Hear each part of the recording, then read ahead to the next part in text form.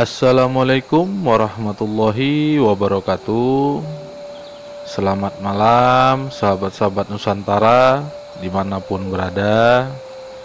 Adapun kajian materi kita di malam hari ini adalah mengenal atau mensifati sifat 20 Allah Subhanahu wa ta'ala.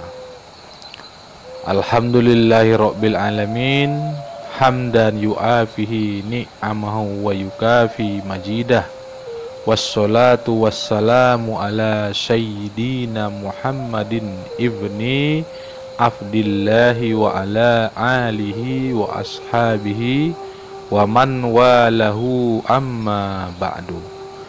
Segala puji bagi Tuhan yang memiliki sekalian alam, dengan puji-pujian yang lengkap meliputi akan nikmatnya serta menambahkan karunia-Nya kepada kita semua. Semoga sholawat dan salam yang sempurna atas junjungan kita Nabi Muhammad SAW, dan semoga atas para keluarga dan sahabatnya sekalian dan pada yang mengikuti akan syariatnya sampai hari kemudian nanti. Amin, amin, amin.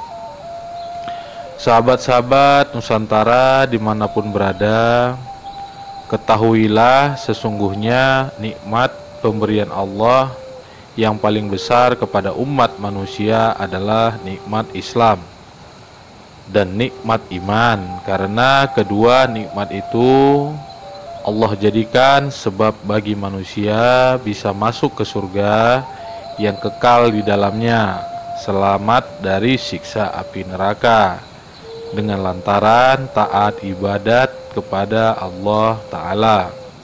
Maka dengan pengertian, maka tanpa iman dan Islam kita agak sulit memasuki surganya Allah Subhanahu wa ta'ala. Maka oleh karena itu wajiblah atas tiap-tiap diri orang yang beragama Islam, yang dikatakan mukallaf, orang yang berarti hukum syara, akil balik, orang yang berakal, pikiran, sehat dan berumur dewasa, agar supaya menuntut ilmu agama, mempelajari ilmu fikih dan ilmu usul, mengerti ilmu rukun-rukun Islam dan rukun-rukun iman, supaya bersyukur kepada Allah Subhanahu wa ta'ala, serta melaksanakan amal-amal ibadat dengan memenuhi syarat dan rukunnya. Karena mengetahui ilmunya, insya Allah dengan begitu amalnya dapat diterima oleh Allah Subhanahu wa ta'ala. Adapun rukun Islam 5 perkara maksud saya, yaitu mengucapkan 2 kalimat syahadat, menunaikan ibadah haji, mendirikan sholat fardu yang 5 waktu, memberi zakat, puasa bulan Ramadan. Ilmu pengetahuan rukun Islam. Nah, di sini kita akan jabarkan ilmu pengetahuan rukun Islam sebelum pada intinya sifat 20 Allah Subhanahu wa ta'ala.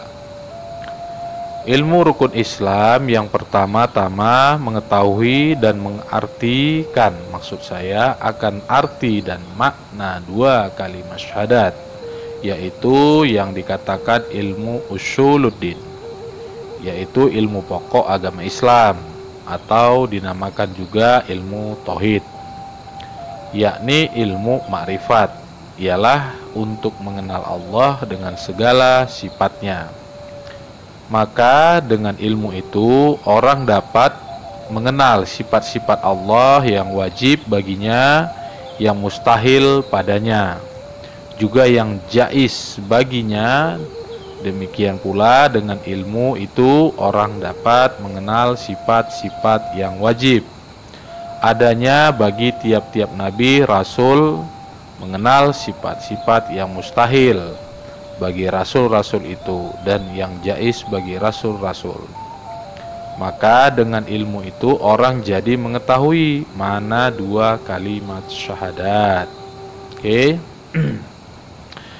Ilmu pengetahuan selain rukun Islam. Selain pengetahuan rukun Islam adalah ilmu fikih, maka wajib atas tiap-tiap orang muslim mempelajari ilmu itu. Berdosalah atasnya jika belum mengetahui tapi tidak mau belajar, karena dengan ilmu fikih orang dapat membedakan mana amal yang fardu dan mana amal yang sunat. Dengan ilmu itu pula orang jadi mengetahui mana yang halal dan mana yang haram. Dalam hukum syara, mana yang makruh dan mana yang mubah. Oleh karena itu janganlah orang mukmin mengerjakan sesuatu amalan ibadat tanpa diketahuinya ilmunya lebih dahulu.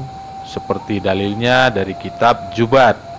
Fakullu man bi khairi ilmin ya'malu amaluhu mardudatul la tuqbalu. Artinya tiap-tiap orang yang beramal tanpa ilmu pengetahuan, maka amal itu ditolak, kembali diterima. Oke, selanjutnya wajib hukumnya menuntut ilmu agama. Sahabat-sahabat Nusantara dimanapun berada yang sangat saya cintai dan sangat saya hormati, menuntut ilmu agama adalah wajib hukumnya. Mesti berdosalah kita atau manusia orang yang meninggalkannya. Inilah termasuk perintah agama sebagaimana sabda Nabi Sallallahu Alaihi Wasallam, Tolabul ilmi faridotun ala kulli muslimin. Artinya menuntut ilmu fardu atas tiap-tiap orang Islam. Selain dari itu wajib pula atasnya ma'rifatullah, yakni mengenal ia akan sifat-sifat Allah dengan seyakin-yakinnya. Seperti diterangkan di dalam kitab Zubat, awwalu wajibin alal insani huwa bifatul illahi bi istighoni. Oke, saya ulangi. Awwalu wajibin alal insani hu ma fifatul illahi bi istighoni. Artinya awal pertama yang wajib atas manusia ialah mengenal Tuhan dengan sebaik-baiknya. Oke, suatu keterangan dari kitab Khutbah Habir Thohir bin Husain sebagai berikut. Falamu ayyuhal ikhwan annal asla wal asasa huwa ma'rifatul ma'budi qoblal ibadati wa zalika haqiqatu manasi syahadati. Artinya, ketahuilah wahai saudara-saudara sekalian, sesungguhnya asas dan pokok agama ialah mengenal betul siapa yang disembahnya sebelum ia melakukan amal ibadat. Dan demikian arti hakikat syahadat itu. Ibarat seorang pegawai harus mengenal kepada siapa dia bekerja dan siapa yang menjadi majikan, karena majikannya itu yang akan memberikan gaji padanya. Oke. Dan jangan bekerja cuma asal bekerja saja, karena itu dia harus mengetahui peraturannya. Jika saudara mengetahui hakikat makna dua kalimat syahadat itu, mengetahui akan ma'rifatullah. Juga hendaknya saudara mengetahui i'tikad yang lazim atau jazam maksud saya, yang mufakat pada hak dengan dalil, yakni yang dapat diterima pada akal serta dengan dalil dan keterangannya. Arti zazim atau zazam menurut ilmu usul adalah iktikad yang pasti, kepercayaan yang tidak diragu-ragu, dan bukan sakwasangka. Menurut istilah sekarang, kepercayaan yang tegas, kokoh, kuat, tidak dapat ditawar-tawar. Maka yang dinamakan zazam itu terbagi 4 bagian seperti kebanyakan yang kita pelajari selama ini. Oke. Yang pertama, satu, zazam, yang mufakat pada hak serta dengan dalil, inilah yang dinamakan makrifat. Oke, yang kedua, zazam, yang mufakat pada hak tapi tidak dengan dalil, inilah yang dinamakan taklid syahid. Oke, yang ketiga, zazam, yang tidak mufakat pada hak tapi dengan dalil, inilah yang dinamakan jahil murakkab. Oke, yang keempat, zazam, yang tidak mufakat pada hak dan juga tidak dengan dalil, inilah yang dinamakan taklid batil. Definisi dalil. Oke, sahabat-sahabat Nusantara, saya akan coba jabarkan definisi dalil. Dalil artinya suatu keterangan atau suatu bukti atau suatu barang yang menunjuki atas kebenaran adanya suatu barang lainnya. Seperti contohnya, dalil bagi wujudnya Allah Ta'ala dengan segala sifatnya yang sempurna. Maka cukuplah dengan dalil izmali secara ringkas dengan melihat ada langit dan bumi serta segala isinya yang menjadi bukti atas adanya Allah Subhanahu wa Ta'ala. Sebagai firman Allah Subhanahu wa Ta'ala, inna fi khalqis samawati wal ardi wakhtilafil laili wan nari la ayatil li ulil albab. Artinya, sesungguhnya di dalam kejadian langit dan bumi dan bergantian malam dengan siang, bahwa adalah pada yang sedemikian itu menjadi tanda-tanda bagi orang-orang yang ahli berfikir. Sebagian lagi keterangan dan ditukhil dari ibarat Suhaimi yang disalin maknanya, adapun dinamakan ma'rifatullah dan ma'rifat kepada Rasulullah, maka terhimpun dalam 3 macam hukum akal, yaitu yang dikatakan, 1. Wajib pada akal, yang kedua mustahil pada akal, yang ketiga jaiz pada akal. Maka oleh karena itu wajib sahabat-sahabat Nusantara mengetahui satu persatunya yang 3 perkara itu sebelum kita membicarakan mengenai sifat 20 Allah Subhanahu wa Ta'ala yang wajib atasnya. Ditambah lagi kita membicarakan di sini dengan keterangan hukum syari, yaitu hukum syara dan hukum adi atau hukum adat, agar kita dapat membedakan satu sama lain dari hukum-hukum itu. Oke, sahabat-sahabat Nusantara, kita masuk ke materi selanjutnya, hukum akli, yaitu hukum akal. Yang dimaksud dengan hukum akli adalah hukum akal. Sesungguhnya yang dinamakan akal yang sempurna adalah suatu cahaya yang gemilang yang terletak di dalam hati orang mukmin. Maka dengan sebab akal itu orang dapat mengetahui apa yang dikatakan ilmu daruri, yaitu suatu ilmu yang tidak memerlukan dalil-dalil atau keterangan. Dan dengan sebab akal itu pula orang dapat mengetahui ilmu nazari, yaitu suatu ilmu yang memerlukan dalil-dalil atau keterangan.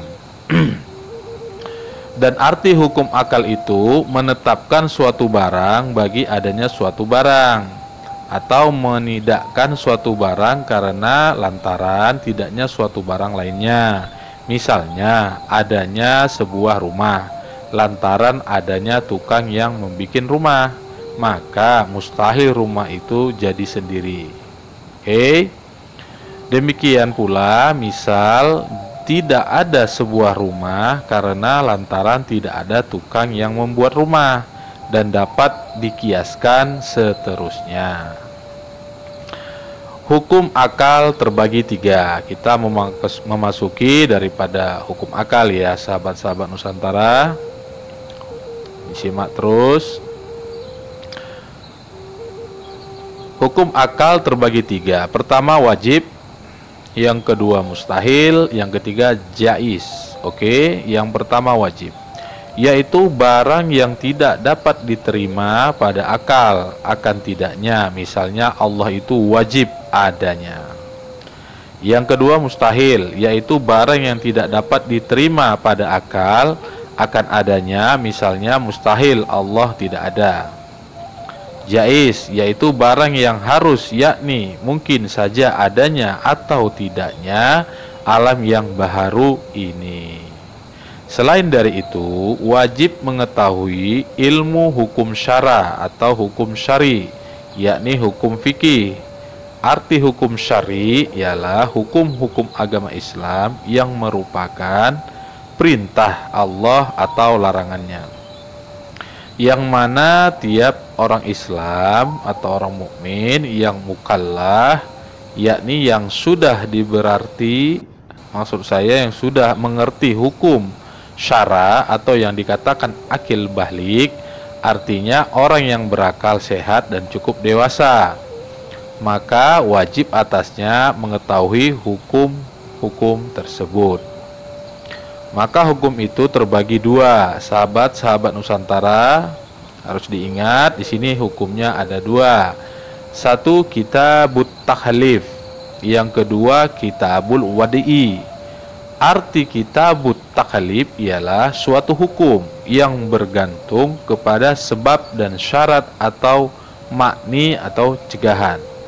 Misalnya diwajibkan orang melakukan sembahyang 5 waktu atau sholat 5 waktu. Sebabnya ia sudah akil balik dan sudah masuk waktunya, maka waktu itu adalah merupakan salah satu syarat dan sebab orang Islam wajib melakukan sembahyang. Jadi tidak wajib melakukan sembahyang atas anak kecil atau tidak wajib jika belum datang waktunya. Dan tidak wajib orang perempuan yang beragama Islam melakukan sembahyang karena dia datang haid atau bersalin, maka inilah yang dinamakan makni menurut hukum syara. Adapun yang dikatakan kitabul wadi'i ialah suatu hukum yang Tuhan letakkan dan tentukan pada tiap-tiap makhluk. Misal ilmu ikan hidup di dalam air dan manusia hidup di daratan atau di bumi. Dan misalnya yang lain, kaum ibu itu Tuhan jadikan yang mengandung dan melahirkan. Demikian Tuhan meletakkan dan tentukan pada diri kaum ibu sejak dahulu sampai sekarang. Oke, sahabat-sahabat Nusantara, demikian Tuhan jadikan dan letakkan hukumnya pada tiap-tiap diri manusia, besar dan kecil, tua dan muda, laki-laki dan perempuan, mempunyai rasa lapar, oleh karena itu mereka membutuhkan makan. Namun bangsa malaikat Tuhan jadikan dan tentukan hukumnya lain lagi. Mereka tidak ditaruhkan, diberikan rasa lapar dan rasa haus. Oleh karena itu mereka tidak berhajat akan makan dan minum dan sebagainya. Demikian arti dan maksud yang dinamakan kitabul wadi'i. Oke, sahabat-sahabat Nusantara, hukum syari terbagi 7 bagian. 1 wajib atau fardu, 2 sunnah, 3 haram, 4 makruh, 5 mubah, 6 syah atau sahih, 7 batil. Oke, 1 wajib atau fardu adalah merupakan suatu hal yang mesti dilakukan atas diri tiap-tiap orang Islam, laki-laki atau perempuan, untuk mendirikan sembahyang 5 waktu, maka mendapat pahala siapa yang mengerjakannya dan akan disiksa siapa yang meninggalkannya atau melanggarnya. 2 sunat, suatu perintah yang tidak diberatkan untuk dikerjakannya dan sangat dianjurkan. Misalnya orang melakukan azan, qomat, diberi pahala siapa yang mengerjakannya dan tiada disiksa siapa yang meninggalkannya, tapi lebih utama jika dilakukan. Demikian yang sunat seperti sunat rawatib, membaca Al-Quran, berzikir, selesai sembahyang fardu dan lain-lain. 3 haram, sesuatu yang dilarang dalam agama seperti minum, arak, main judi, menipu, dan sebagainya. Mendapat pahala siapa yang meninggalkannya dan akan disiksa siapa yang mengerjakannya jika ia mati sebelum bertobat kepada Tuhan Subhanahu wa ta'ala. 4. Makruh, suatu yang dibenci di dalam agama tapi tidak berdosa siapa yang mengerjakannya, tapi diberi pahala siapa yang meninggalkannya. Seperti memakan makanan yang membuat mulut jadi berbau, seperti memakan bawang putih, petai, dan jengkol, dan lain-lain. 5. Mubah atau halal, suatu yang tidak terlarang dalam agama, tidak berdosa siapa mengerjakan atau meninggalkannya, misalnya minum kopi, minum teh, dan sebagainya. 6. Sah atau sohi, artinya lengkap syarat dan rukunnya di dalam melakukan puasa dan sembahyangnya, yang baik yang fardu ataupun yang sunat. Batal atau batil, rusak, artinya rusak amal, perbuatan amal, ibadat jika kurang syarat atau kurang rukun-rukunnya. Oke, sahabat-sahabat Nusantara dimanapun berada, kita memasuki selanjutnya yaitu hukum adi atau adat. Hukum adi atau adat ialah menetapkan suatu barang bagi suatu barang lainnya atau menafikan suatu barang karena suatu barang lainnya dengan berulang-ulang serta dikata syah berlawanan juga tidak memberi bekas salah satu bagian yang lain. Maka hukum adat itu terbagi dalam 4 bagian. Yang pertama, pertambatan ada dengan ada.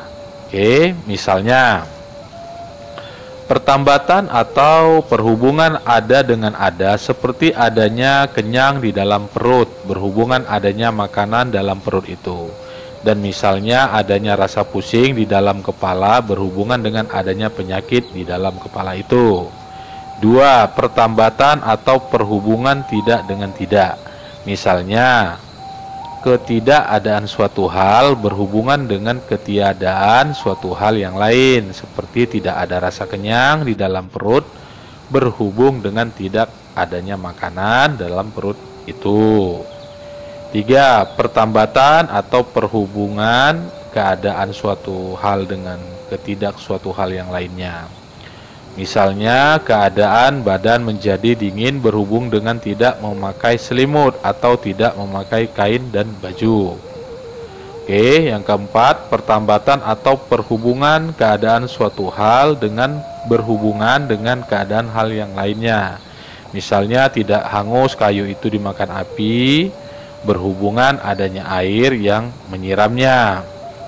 Oke, sahabat-sahabat Nusantara, nah, inilah dia keempat bagian dari hukum adat atau kebiasaan yang biasa terjadi di mana-mana. Sahabat-sahabat Nusantara dimanapun berada, jika saudara-saudaraku dimanapun berada mengetahui apa arti wajib syar'i dan apa wajib akli, sudah barang tentu kedua itu berlainan makna dan tujuannya. Maka apabila orang mengatakan wajib atas tiap-tiap mukallaf, maka adalah maksudnya wajib syar'i, artinya wajib menurut hukum syara maksud saya. Dan apabila dikatakan orang wajib bagi Allah atau yang wajib bagi Rasul, maka tidak lain maksudnya adalah wajib akli, artinya wajib pada hukum akal. Demikian pula jika dikatakan jais bagi Allah, maksudnya adalah jais akli, artinya jais akli yakni jais bagi akal. Begitu pula jika dikatakan orang atau manusia jais mukallaf, artinya jais syari, artinya jais menurut hukum syara. Oke, sahabat-sahabat Nusantara, bingung ya? Oke, nggak apa-apa, bingung dulu, nanti akan mengerti. Kita lanjut. Sahabat-sahabat Nusantara dimanapun berada, di sini saya akan menerangkan, menjabarkan satu persatu daripada yang 20 bagi Allah dengan secara tafsil atau terperinci dengan memakai dalil akli dan dalil nakli. dan dicantumkan di bawah tiap dicantumkan nanti, maksud saya keterangan-keterangan tentang apa yang saya sampaikan ini di setiap-tiap sifat itu dengan ayat-ayat Al-Quran sebagai dalilnya, itu maksud saya, serta diiringi beberapa nasihat yang saya utarakan dari awal sampai akhir. Kita akan tarik benang merahnya. Sahabat-sahabat Nusantara dimanapun berada, wajar dan patutnya sikap dan kelakuan seorang mukmin yang muttaqid, yang mengiktikadkan bahwa Tuhan bersifat dengan sifat itu, agar si mukmin itu betul-betul menjadi sempurna dan keyakinannya menjadi teguh.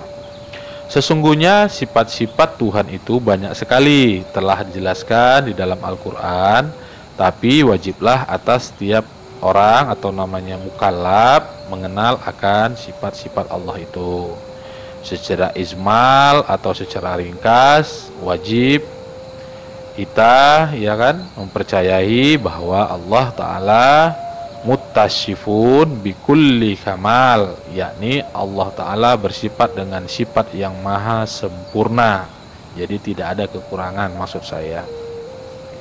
Oke, sahabat-sahabat Nusantara, adapun sifat-sifat yang mustahil, lawanan dari yang wajib, itu ada 20 sifat, diterangkan pula dengan tafsil dan terperinci. Dan yang mustahil diterangkan secara ijmal, secara ringkas dalam munazzahun an kulli naqsin wa ma qathara bil bal. Artinya maha suci Allah dari tiap-tiap sifat kekurangan, artinya kurang sempurna dari apa-apa yang lintas dalam hati manusia. 20 sifat yang wajib dan 20 yang mustahil diterangkan di dalam keterangan saya ini sebagai berikut. Oke, disimak-simak semuanya sahabat-sahabat Nusantara. Pertama itu adalah wujud. Artinya ada, maka mustahil tidak ada. Oke, kita bicara dalil. Firman Allah Ta'ala, Allahul lazi khalaqas samawati wal ardo wa ma bainahuma. Artinya Allah Ta'ala yang telah menjadikan 7 langit dan bumi dan barang ada di antara keduanya. Maka patutlah bagi orang mukmin yang muttaqid, yang mempunyai iktikad yang benar, bahwa ia selalu ingat akan nikmat Tuhannya pada tiap kali ia melihat keadaan yang maujud, maksud saya ya, yang maujud di alam ini. Jadi kita mengetahui dengan ada wujud. Oke, sahabat-sahabat Nusantara, agar sedikit cepat ya, supaya tidak terlalu panjang, saya akan coba ringkas. Yang kedua, khidam. Khidam artinya sedia, maka mustahil didahului, maksud saya, oleh Adam atau tiada. Dalilnya firman Allah Ta'ala. Oke, wal awwalu wal akhir. Artinya dialah Allah yang terdahulu dan dia pula yang terkemudian. Maksudnya Allah yang terdahulu tidak ada permulaannya, dan ia pula yang terkemudian tidak ada kesudahannya. Maka patutlah bagi orang mukmin yang muttaqid bahwa ia banyak bersyukur kepada Allah yang menjadikan dia menjadi seorang mukmin dan muslim dengan mengurniakan dia nikmat iman dan Islam adanya. Oke. Yang ketiga, bako. Bako artinya kekal, maka mustahil ia dihubungi atau didahului, maksud saya fana atau binasa, atau didahului ya, maksud saya. Dalilnya firman Allah Ta'ala, wayab beko, maksud saya wayab beko wazhu rabbika zul zalali wal ikram. Artinya, dan maha kekal zat Tuhanmu yang mempunyai kebesaran dan kemuliaan. Maka patutlah bagi orang mukmin yang muttaqid kepada Allah bahwa ia ingat akan mati, supaya bertobat dan meminta ampun atas segala dosanya sebelum mati, dia harus bertobat. 4. Mukallafatul lil hawadis. Mukhalafatul lil hawadis artinya tidak sama dengan yang baharu atau yang namanya dengan alam ini, maka mustahil bersamaan dengan yang baharu. Dalilnya firman Allah Ta'ala, laisa kamisli sayun, artinya ia tidak serupa dengan sesuatu atau dengan alam. Maka patutlah bagi orang mukmin yang muttaqid kepada Allah Ta'ala bahwa ia banyak mengucap tasbih dan pujian kepada Allah agar ia mendapat rahmat Allah Ta'ala. Oke, selanjutnya qiyamuhu binafsihi. Qiyamuhu binafsihi artinya berdiri dengan dirinya sendiri, maka mustahil tidak berdiri dengan dirinya sendiri atau berdiri pada lainnya. Dalilnya firman Allah Ta'ala, inna loha lakhoniyu anil alamin. Artinya sesungguhnya Allah Ta'ala maka kaya daripada alam sekalian, karena sekalian alam adalah kepunyaan atau milik Allah. Maka patut bagi orang mukmin yang muttaqid kepada Allah bahwa menyatakan hajat dan meminta pertolongannya, karena ia tahu bahwa Allah maha kaya daripada sekalian alam. Oke. Yang keenam, wahdaniyat. Wahdaniyat artinya esa atau maha esa, esa zatnya, esa sifatnya, dan esa fiilnya. Maka mustahil berbilang-bilang zatnya atau sifatnya atau fiilnya. Dalil firman Allah Ta'ala, qul huwallahu ahad, artinya katakanlah dialah Allah yang maha esa tunggal. Maka patutlah bagi orang mukmin yang muttaqid bahwa ia meyakinkan Allah itu maha esa tunggal sendirinya, tiada sekutu padanya maksud saya, dan tidak sekutu sifatnya dan tidak sekutu fiilnya, artinya tidak ada yang sekutu dengan dia, tunggal, atau perbuatannya, karena sekalian alam ini adalah perbuatan Allah Ta'ala semata. Oke. Yang ketujuh, kudrat. Kudrat artinya kuasa, maka mustahil lemah atau tidak kuasa. Dalilnya firman Allah Ta'ala, innallaha ala kulli syai'in qadir, artinya bahwasanya Allah Ta'ala atas tiap-tiap sesuatu maha kuasa. Maka patutlah bagi orang-orang mukmin yang muttaqid bahwa Allah Ta'ala itu maha kuasa atas segala setiap sesuatu. Ia meyakinkan dia maha kuasa, lalu dijadikan sekalian alam ini beserta segala isinya. Oleh karena itu patutlah ia merendahkan diri dan tawadu kehadirat Allah Subhanahu wa Ta'ala, tidak suka takabur, menyombongkan diri, serta banyak takutnya kepada Tuhan atau Allah Subhanahu wa Ta'ala dengan melaksanakan barang yang diperintahkan. Maksudnya saya barang itu artinya perintah lah ya, perintah Allah kepada kita harus kita kerjakan dan menjauhkan segala larangannya. Oke, yang ke-8, iradat. Iradat artinya menentukan atau menghendaki, maka mustahil tergagah atau terpaksa. Dalilnya firman Allah Ta'ala,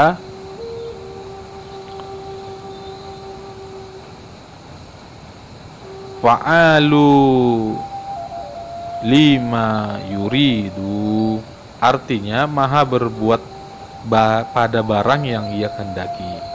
Maka patutlah bagi orang mukmin yang muttaqid bahwa ia meyakinkan Allah itu yang menentukan atau menghendaki semua kejadian di alam ini dengan iradatnya sendiri, tidak tergagah atau terpaksa. Oleh karena itu hendaknya orang mukmin itu bersabar atau istiqomah ia ketika mendapat suatu musibah, dan bersyukurlah dia ketika mendapat nikmat dan kebahagiaan. Oke, selanjutnya adalah yang ke-9, yaitu ilmu. Ilmu artinya mengetahui, maka mustahil jahil atau tidak tahu. Firman Allah Ta'ala, wallahu bikulli syai'in alim, artinya Allah dengan segala tiap-tiap sesuatu maha mengetahui. Maka patutlah bagi orang mukmin muttaqid bahwa ia meyakinkan Allah Ta'ala itu maha mengetahui akan segala sesuatu perbuatan atau perkataan hambanya. Jadi seyogyanya sekiranya ia dapat memelihara dirinya dari perbuatan atau perkataan yang maksiat kepada Allah Ta'ala, itulah Allah maha mengetahui. Yang ke-10, hayat. Hayat artinya hidup, maka mustahil mati. Dalil firman Allah Ta'ala, wa tawakkal ala hayyil lazi la yamut. Artinya, bertakwalah kamu kepada Allah yang hidup, yang tiada mati. Maka patut bagi orang mukmin yang muttaqid bahwa ia banyak bertawakallah kepada Allah, yakni minta bantuan kepada Allah di dalam tiap usahanya yang baik. Semoga cita-citanya berhasil baik adanya. Oke, yang 11, sama. Sama artinya mendengar, maka mustahil tuli. Dalilnya firman Allah Ta'ala, wallahu sami'ul alim. Artinya Allah Ta'ala maha mendengar dan maha mengetahui. Maka patutlah bagi mukmin yang muttaqid bahwa ia meyakinkan Allah itu maha mendengar dan maha mengetahui. Oleh karena itu seyogyanya orang-orang mukmin memelihara mulutnya daripada berkata barang yang haram, karena Allah maha mendengar. Oke, yang ke-12, Bashar. Bashar artinya melihat, maka mustahil buta. Dalil firman Allah Ta'ala, wallahu basyirum bima ta'malun. Artinya Allah Ta'ala maka melihat dengan barang yang kamu kerjakan. Maka bagi orang mukmin muttaqid bahwa ia meyakinkan Allah itu maha melihat akan segala apa yang diperbuat olehnya. Oleh karena itu hendaklah kita selain dia menjauhkan diri dari perbuatan maksiat serta memperbanyak amal kebajikan semata-mata karena Allah. Oke, yang ke-13, sahabat-sahabat Nusantara, kalam. Kalam artinya berkata-kata atau bercakap-cakap, maka mustahil keluh atau namanya gagu atau bisu. Dalil firman Allah Ta'ala, wa kallamallahu Musa ta'lima. Artinya berkata-kata Allah Ta'ala kepada Nabi Musa alaihissalam dengan kalam yang sempurna. Maka patutlah bagi mukmin yang muttaqid bahwa ia suka banyak berzikir menyebut nama Allah atau membaca Al-Quran dengan pengharapan mendapat rahmat daripada Allah, karena Al-Quran itu adalah kalamullah. Oke, sahabat-sahabat Nusantara. Yang ke-14, qadirun. Qadirun artinya yang berkuasa atau maha kuasa, maka mustahil lemah atau tidak kuasa. Maka dalilnya sama dengan dalil di sifat kudrat. Maka patut bagi mukmin yang muttaqid bahwa ia takut melanggar larangan Tuhan atau meninggalkan perintah Tuhan yang telah diwajibkan atasnya. Besar harapannya selalu mendapat rahmat Allah dan jangan berputus asa, karena Allah maha pengasih dan maha penyayang. Oke, yang ke-15, muridun. Muridun artinya yang menentukan, maka mustahil tergagah atau terpaksa. Dalil sama dengan dalil itu di sifat iradat. Maka itu maksud saya patutlah bagi kita mukmin yang muttaqid bahwa ia jangan bosan-bosan memohon serta berdoa kepada Allah Ta'ala, mohon kebahagiaan dunia dan akhirat, dan mohon dijauhkan daripada mara bahaya, karena doa itu adalah sarinya ibadah atau otaknya ibadah. Oke, yang ke-16, alimun. Alimun artinya yang maha mengetahui, maka mustahil jahil atau tidak tahu. Dalilnya sama dengan dalil di sifat ilmu. Maka itu patutlah bagi mukmin yang muttaqid bahwa dia harus berhati-hati menjauhkan dirinya dari perbuatan maksiat serta juga rajin beribadat. Jangan meninggalkan sembahyang dan puasa karena Allah maha mengetahui di mana saja dia berada. Oke, yang ke-16, hayyun. Hayyun artinya yang maha hidup, maka mustahil mati. Dalilnya sama dengan dalil di sifat hayat, maka patut bagi mukmin yang muttaqid bahwa ia selalu ingat dan tawakal kepada Allah di dalam tiap-tiap amal baik dunia dan agama, karena Allah Ta'ala itulah yang menghidupkan semua makhluknya. Oke, selanjutnya sami'un. Sami'un artinya yang maha mendengar, maka mustahil yang tuli. Dalilnya sama dengan dalil di sifat sama, maka patut bagi mukmin yang muttaqid bahwa ia banyak mengucapkan syukur dan pujian kepada Allah atas segala nikmatnya yang telah dilimpahkan atas dirinya. Oke, yang ke-19 basyirun. Basyirun artinya yang melihat atau maha melihat, mustahil buta. Dalilnya sama dengan dalil di sifat basyar, maka patut bagi mukmin yang muttaqid bahwa ia mempunyai rasa malu kepada Allah Ta'ala jika malas-malas membuat ibadat kepada Allah atau meninggalkannya atau menyepelekannya, karena Allah maha melihat akan segala barang perbuatannya di mana saja ia berada. Oke, yang terakhir 20 mutakallimun.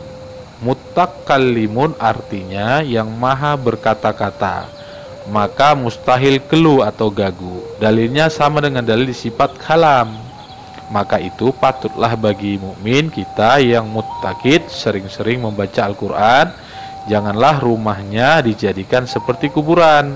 Pelajarilah membaca Al-Quran dengan tajwidnya, bukan cuma asal membaca saja atau mengadu baca qiraat, ya kan? Demikian kita telah membicarakan sifat 20 yang wajib bagi Allah Ta'ala, dengan lawannya 20 sifat yang mustahil. Oke, sahabat-sahabat Nusantara, semoga bermanfaat apa yang saya sampaikan. Sebenarnya kajian kita masih ada panjang, saya belum membahas nanti tahluk ya. Jadi tahluk, sifat nafsiyah, ada juga sifat salbiyah, sangat panjang sekali. Kita akan ketemu lagi di lain waktu. Semoga ini bermanfaat bagi sahabat-sahabat Nusantara. Kepada Allah saya mohon ampun. Kepada sahabat-sahabat jika ada perkataan ucapan saya mohon maaf lahir dan batin. Wabillahi taufiq wal hidayah. Assalamualaikum warahmatullahi wabarakatuh.